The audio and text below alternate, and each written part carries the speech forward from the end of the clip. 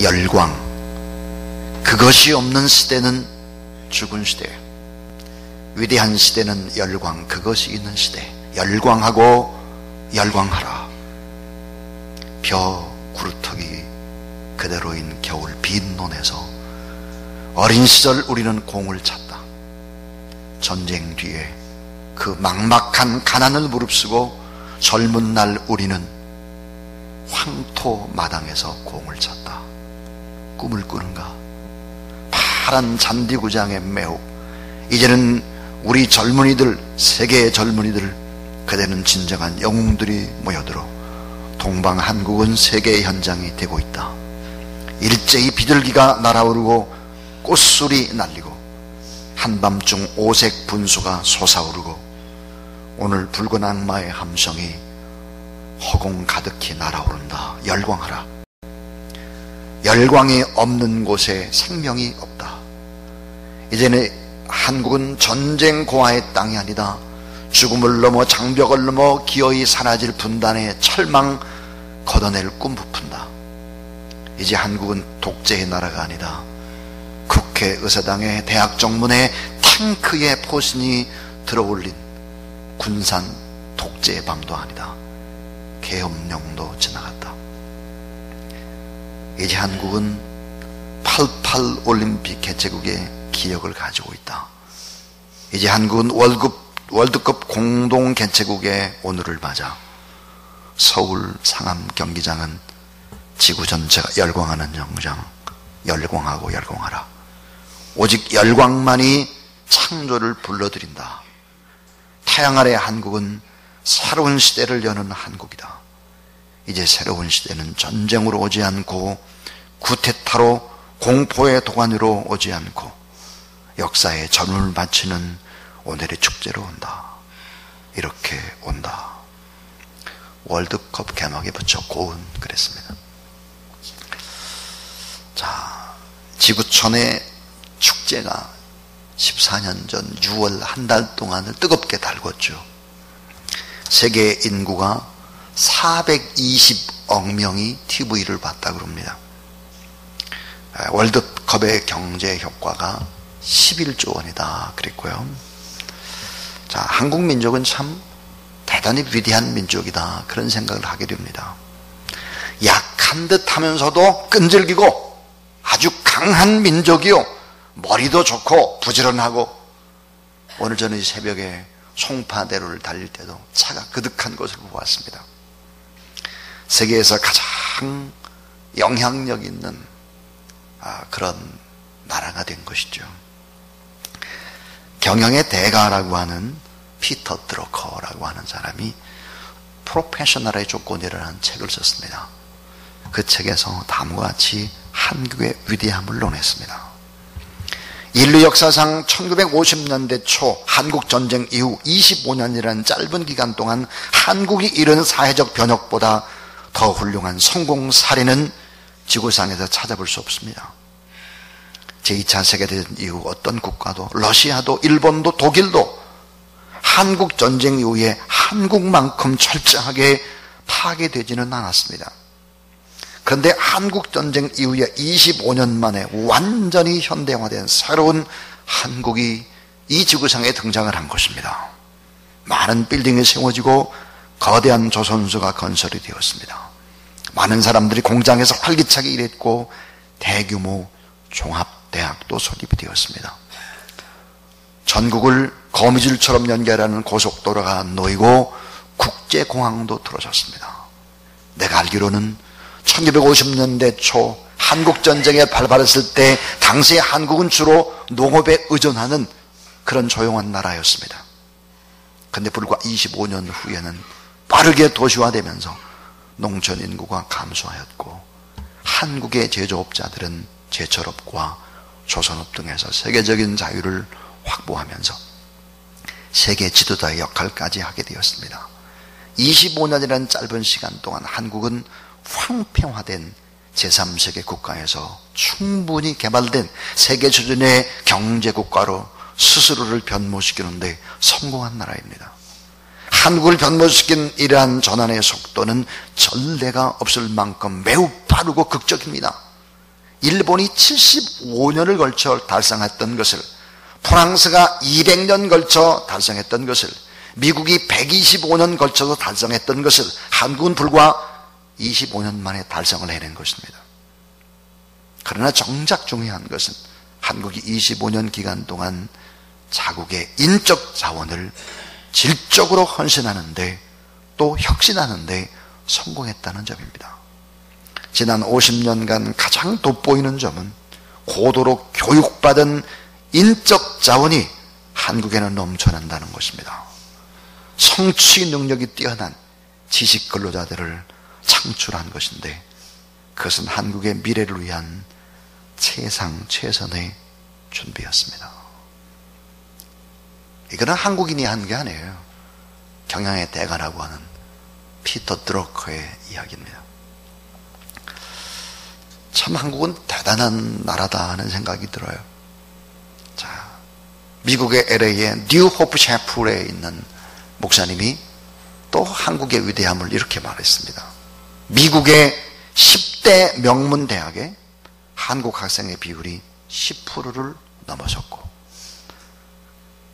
미국의 명문 5개 신학대학교의 한국 학생의 비율이 30%를 넘어섰고, 뿐만 아니라 미국 내 한국 돈보의 3분의 1 이상이 연봉 7만 달러가 넘는 고소득층에 속하고, 대도시 또 소규모 사업의 14.8을 한인들이 장악하고 있다는 통계다. 독도는 우리 땅이라고 외치는 것도 중요하지만, 미국 땅에 태어난 2세들을 통해서 미국은 우리 땅이라고 외칠 날이 얼마 남지 않았다 그랬습니다. 근데 정작 우리는 너무 빠르게 성장을 하다 보니까 우리 자신을 잘 모르고 있는 것입니다. 너무 빠르게 성장을 하다 보니까 많은 문제가 발생을 했죠. 그 문제의 핵심이 바로 지도자의 부재입니다. 영적 리더십을 가지고 있는 지도자가 부재하죠.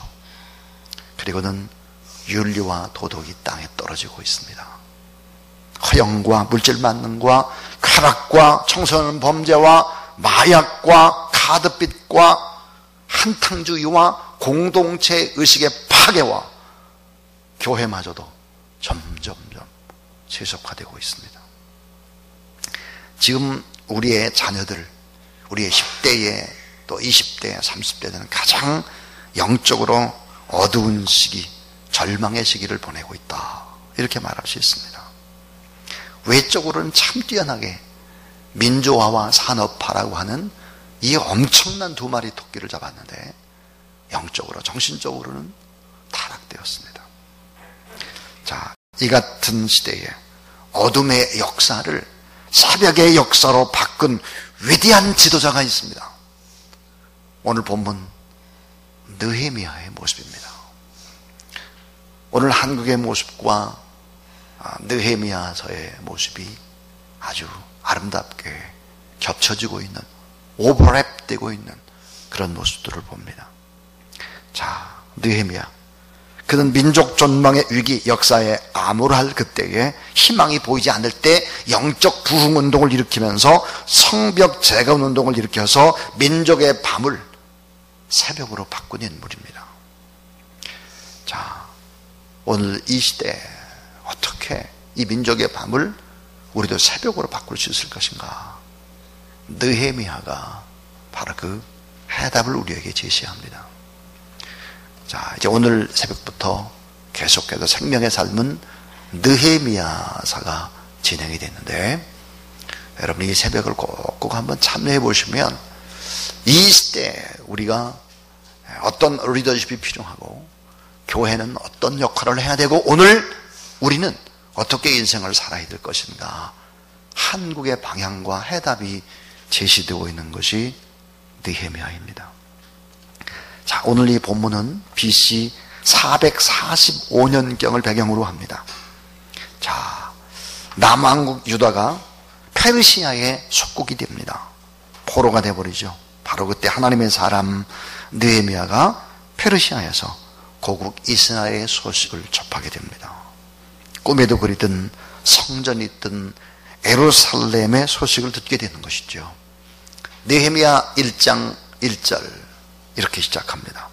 하가라의 아들 느헤미야의 말이라. 아락사스다 왕 제20년 그슬루월에 내가 수산궁에 있더니 그랬습니다. 자, 여러분, 민족의 밤, 또 역사의 이 밤을 어떻게 새벽으로 바꿀 수 있을까? 느헤미야는 과연 어떤 사람이었을까? 하는 얘기를 첫 시간에 들으려고 합니다. 누가 진정한 지도자가 될 수 있을까? 새벽에 나온 분들은 다 지도자라고 저는 생각을 합니다. 특별히 예수 그리스도를 믿는 사람들은 지도자의 힘이 틀림이 없습니다. 그런데 어떻게 이 민족의 어두운 영적인 밤을 새벽으로 바꿀 수 있을까? 그 느헤미야는 과연 어떤 사람이었을까 하는 것입니다. 첫 번째 이야기는 따라하세요. 이방인들에게도 인정받은 신실한 사람입니다. 자, 여러분, 이방인들에게도 인정받은 신실한 사람, 하나님을 믿지 않는 사람에게도 저 사람 진짜야, 이렇게 인정을 받아야 된다는 거예요. 자, 느헤미야 1장 11절 그때에 내가 왕의 술관원이 되었느니라 그랬습니다. 자, 여러분, 느헤미야는 왕의 술관원이다 그랬습니다. 이방에 끌려온 포로지만은 그는 페르시아의 왕궁에 있는 술관원이다 그랬어요. 여러분, 이 술관원의 지위가 어느 정도가 될까 하는 것입니까?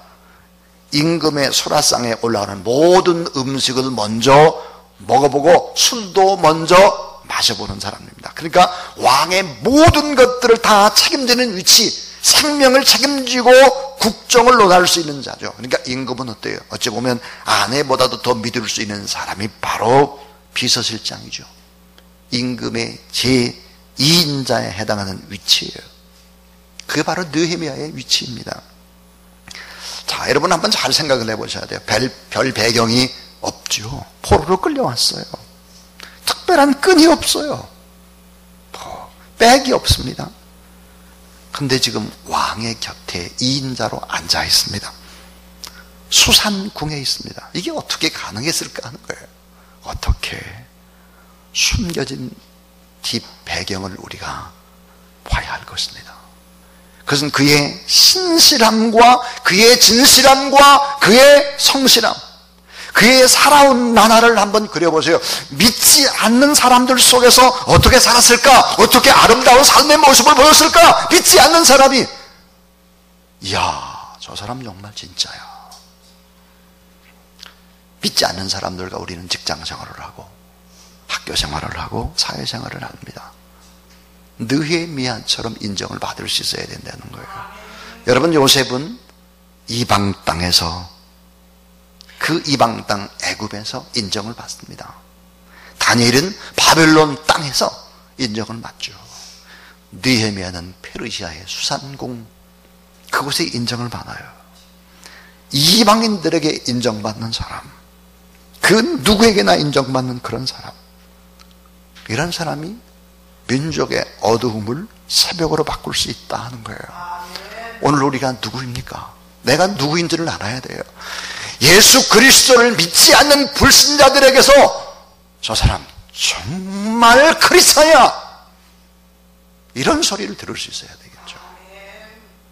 자식들에게, 아주 가까이 있는 자식들에게, 가까이 있는 친구들로부터, 안 믿는 사람들로부터 저분은 정말 좋은 사람이야, 법 없이도 살 수 있는 사람이야, 이게 바로 의의 열매인 거예요.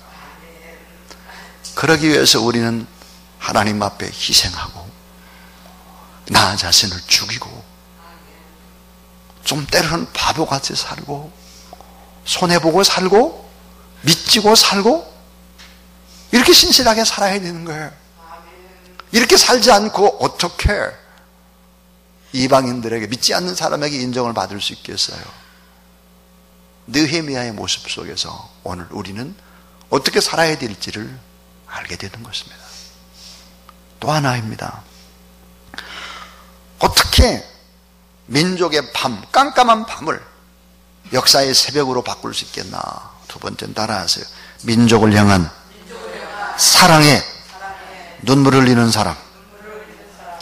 민족을 향한 사랑에 눈물을 흘리는 사람이다. 느헤미야는 비참에 처한 조국의 상황을 듣고 보았고 안타까워서 울었던 사랑의 사람이다. 오늘 느헤미야 1장 2, 3절에 보니까 나의 한 형제 중 하나니가 두어 사람과 함께 유다에 이르렀기로 내가 그 사로잡힘을 면하고 남아있는 유다 사람과 예루살렘 형편을 물은즉 저희가 내게 이르되 사로잡힘을 면하고 남은 자 그 도에 큰 환난을 만나고 능욕을 받으며 예루살렘 성은 회파되고 성문들은 다 불타버렸다 하는지라 그랬습니다. 이 같은 조국의 소식을 느헤미야가 듣는 거예요. 오늘 2절에 보니까 하나니 그랬습니다. 하나니는 느헤미야의 동생입니다. 고국에 남아있던 이산 가족이죠. 이 예루살렘에서 수산궁까지 1000마일이 넘는 이 거리를 비행기 타고 온 것이 아니에요. 자동차 타고 온 것이 아니고요. 걸어서 의아면길을 찾아와서 고국의 황폐된 소식을 전해주고 그 다음에 느헤미야의 반응이 어땠는가 하는 것입니다. 느헤미야 1장 4절에 보니까 내가 이 말을 듣고 앉아서 따라하세요. 울고 수일 동안 슬퍼하며 하늘의 하나님 앞에 금식하며 기도하여. 수산궁에서 들은 소식이 뭘까 하는 거예요. 수산궁에서 예루살렘 성이 허물어졌다, 불에 다 탔다, 백성들은 능욕을 당했다, 비참한 상태다, 예루살렘 이 소식을 듣고 그리고는 하나님 앞에 눈물을 흘릴 줄 알았다 하는 것입니다. 자, 여러분 생각해 보세요. 세계 최고의 힘을 가진 나라, 그 나라의 왕과 함께 나란히 그 자리에 앉아 있습니다. 궁궐의 법률에 따라 살고 왕과 함께 금, 은, 상아로 쥐어진 궁전에서 이 안락함을 포기할 줄 아는 느헤미야입니다. 자, 잘 먹고 잘 살 수 있는 사람이에요. 울지 않을 수 있어요. 배불리 아주 편히 누룰랄라로 살 수 있어요. 금식할 필요 없어요. 산에 진미가 있습니다. 근데 울었다는 거예요. 여러분, 무엇이 사랑해야 될 최고의 대상인지를 아는 거죠. 민족을 향한 하나님의 계획을 본 것입니다. 그리고 하나님의 소리를 들을 수 있었죠. 애국심이 없는 사람은 진정한 기독교인이 아니에요. 저의 고향의 절친한 친구 가운데 황준환이라는 친구가 있어요. 지금 이제 구의원인데요. 이 친구는 이렇게 말했어요. 충분히 잘 살 수 있는 친구입니다. 임대주택에 살고 있습니다. 자, 그러면서 이는 10의 3을 쓰고 있는데요. 10분의 1은 교회에다 11조를 드리고 10분의 1은 구제와 선교를 하고 10분의 1은 부모님께 드려요. 그래서 10분의 3을 쓰고 있습니다. 근데 이 친구가 이런 말을 했어요. 진정한 성공의 기준이 뭘까? 10의 7을 쓸 수 있어야 한다는 거예요. 성공의 기준을. 그러면서 이렇게 말했어요. 나도 좀 편히 쉬고 싶어. 나도 골프를 칠 수 있어. 나도 여행도 갈 수 있어. 나도 모든 거 다 할 수 있어. 여건이 그래. 근데 그런 걸 못하겠다는 거예요. 자꾸만 고통하는 사람이 눈에 밟혀서 자기는 골프를 칠 수가 없대. 누가 여러분 이 어둠의 역사, 민족의 밤을 새벽으로 바꿀 수 있을까요? 진정한 사랑의 대상이 누구인지를 알고 눈물을 흘릴 수 있는 사람이죠. 이 사람이 정말 지도자인 것입니다. 느헤미야는 바로 그런 사람이었어요. 바라기는 저는 저와 여러분 우리 모두가 다 이렇게 될 수 있기를 주님의 이름으로 축원합니다. 세 번째는 따라하세요. 하나님 앞에서 겸손히 회개할 줄 아는 사람. 예. 하나님 앞에서 겸손히 회개할 줄 아는 사람이 바로 느헤미야다. 느헤미야 1장 5절 6절에 보니까 가로되 하늘의 하나님 여호와여 크고 두려우신 하나님이여 주를 사랑하고 주의 계명을 지키는 자에게 언약을 지키시며 긍휼을 베푸시는 주여 간구하나이다. 이제 종이 주의 종 이스라엘 자손을 위하여 주하로 기도하며 이스라엘 자손의 주 앞에 범죄함을 자복하오니 주는 귀를 기울이시며 눈을 여시사 종의 기도를 들으시옵소서. 그리고 나와 나의 아비집에 범죄하여 그랬습니다. 느헤미야는 오늘 이 본문 속에서 하나님이 어떤 하나님일까? 따라하세요. 크고 두려우신 하나님. 크고 두려운 하나님이라는 모든 것을 보시고 아시는 크고 두려우신 하나님 뿐만 아니라 언약을 지키시는 하나님, 한 번 약속한 것은 틀림없이 시건치 않고 지키시는 하나님, 또 하나 그 하나님은 긍휼을 베푸시는 하나님이다 그랬어요. 자, 크고 두려운 하나님, 그렇지만 그분은 나의 작은 아픔과 나의 작은 신음도 다 아시고 들으시는 하나님이라는 사실을 믿으시기 바랍니다. 시시하게 사람을 바라보고 울고불고 그렇게 할 필요가 없어요. 하나님이 다 알아요. 믿음이 없어가지고 사람에게 실망하라고 넘어지고 자빠지는 어리석은 사람들이 있습니다. 지도자가 될 수 없죠, 그런 사람은. 자, 따라하세요. 위대하시면서도 자상하신 하나님. 하나님이 어때요? 위대하시면서 자상하시다는 거예요. 이런 하나님 앞에 겸손히 자신과 자신의 가정과 민족이 지은 죄를 회개하고 있습니다. 자, 여러분, 민족의 죄, 자, 모세의 율법을 어긴 조상들의 죄 뿐만 아니라 자기의 집안과 자기 스스로, 자기가 가장 큰 죄인이라고 가슴을 칠 줄 아는 사람이에요. 우리는 민족의 죄악이 나 자신과 무관하다고 생각하면 안 되는 것입니다. 민족의 죄악이 바로 나의 죄악이다, 이런 생각을 가져야 될 것이고, 남의 눈에 티끌을 보기 전에 나의 눈에 들보를 먼저 보는 그런 사람이 돼야 하고, 그것이 진정한 크리스찬이고, 다른 사람의 문제로 지적을 하는 사람은 아직도 믿음이 저 밑바닥에 헤매는 사람이에요. 어리석은 사람입니다. 그 누구도 변화시킬 수 없습니다. 하나님 도와주세요. 저를 좀 용서해 주세요. 그는 왕에게 먼저 호소하지 않았어요. 느헤미야는 먼저 하나님께 호소하는 것입니다.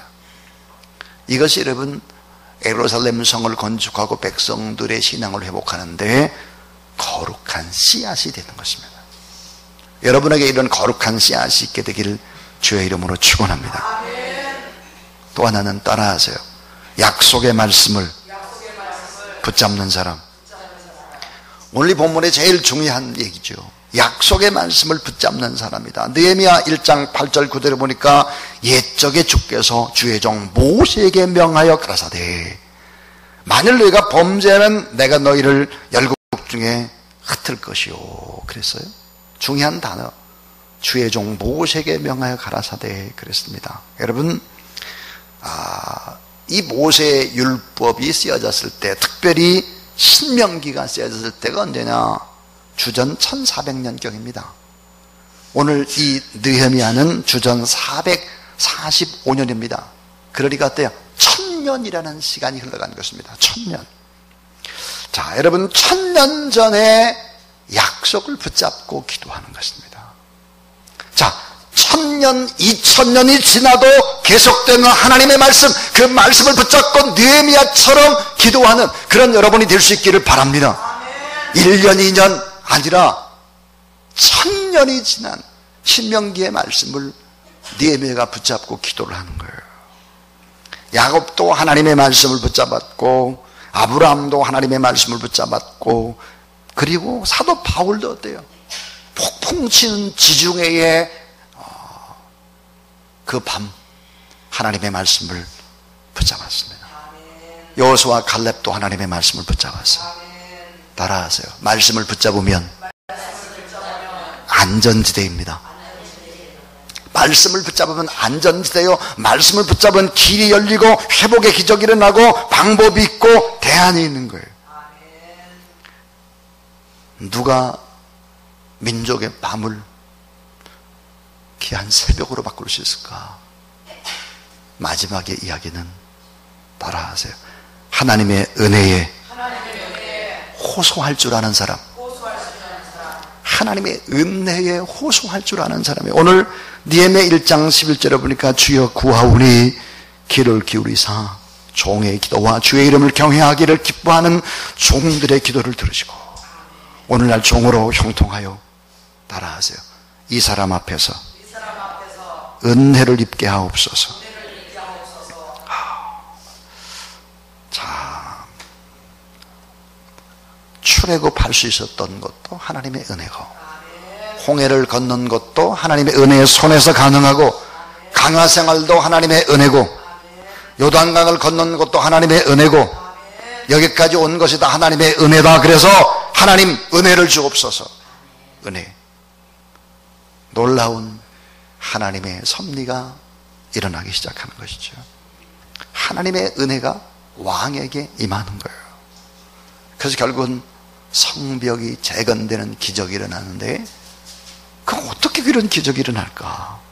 수많은 성벽 건축의 자재를 이 왕이 다 주는 거예요. 그걸 다 가지고 와가지고 성을 건축하는 것이죠. 공동체가 회복되는 거예요. 영적인 부흥이 일어나는 것이죠. 하나님의 은혜를 주옵소서. 더 많은 은혜를 저에게 부어주옵소서. 느헤미야의 탁월함은 뭘까? 하나님의 공의에 호소하지 않았다는 거예요. 옳고 그름에 호소하지 않았어요. 하나님의 사랑에 호소하면서 하나님의 은혜에 호소할 줄 아는 그런 사람이었다 하는 것입니다. 오늘 저는 이제 설교를 마치려고 합니다.